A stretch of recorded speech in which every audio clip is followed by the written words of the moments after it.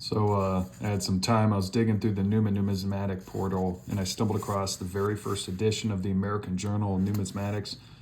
And I just screenshotted and printed off a couple pages that I think you'll find quite interesting. Note, this was printed in 1866, which is actually kind of cool that numismatics back then were popular enough to actually create a journal about it.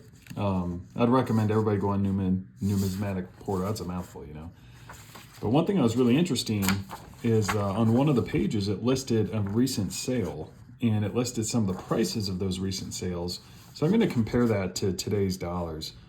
And I'm going to draw a few interesting comparisons. One, the popular 1806 Quarter Eagle sold for $5, which I found interesting because they were mentioning a noticeable feature of the sale was the falling off in the price of rare gold coins. As an example, the Quarter Eagle from 1806 sold for $5, while in the McCoy sale, it brought in 90. That's a big spread. That's one big difference we probably wouldn't see today. Well, let's look at, and this is, I'm going to go through all these examples here in a second. The 1806 Quarter Eagle, $5 in today's value is $550. Man, what a deal.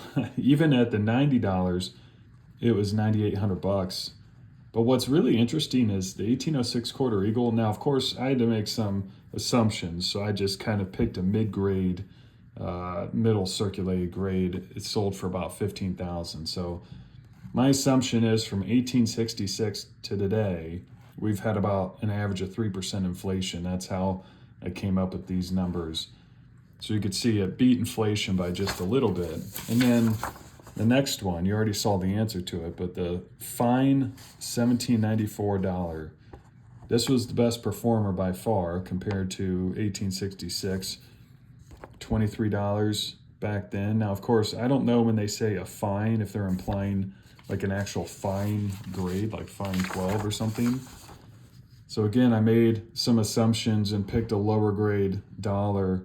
$23 in is worth $2,500 today. I'm sure we'd all give our left arm to be able to buy a $1794 for $2,500. The most recent sale in a rough equivalent grade, $204,000. That definitely takes the cake for a winner in terms of performance. Let's go back. Another one that I found interesting, the 1795 large cent, which I'm going to assume when they say perfect, they're implying at least a mint state grade, sold for $11.50. Well, again, I think I picked the MS63 grade. Probably deserves to be higher in terms of grades because, of course, that would shoot way up.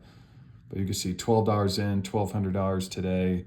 The most recent one sold for $50,000. That might compete with the $1794 for best performance.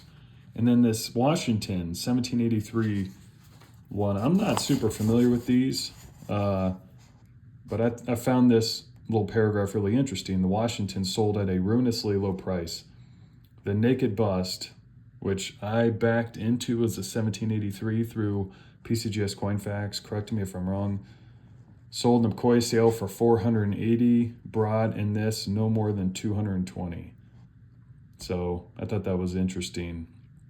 And then another comment, pattern pieces, which have been constantly going down since the United States Mint passed into the hands of the present family in italics, showed the usual falling off, only in a more marked degree.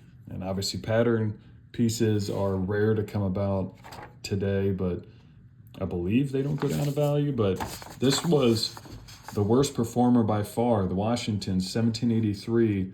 If I have the correct coin, which I might not, if it sold for $220, which was the low price then, that's $24,000 in today's value, and you can buy one of those in a reasonable AU55 grade for $4,200. So that one grossly underperformed inflation. But yeah, I thought that was really cool.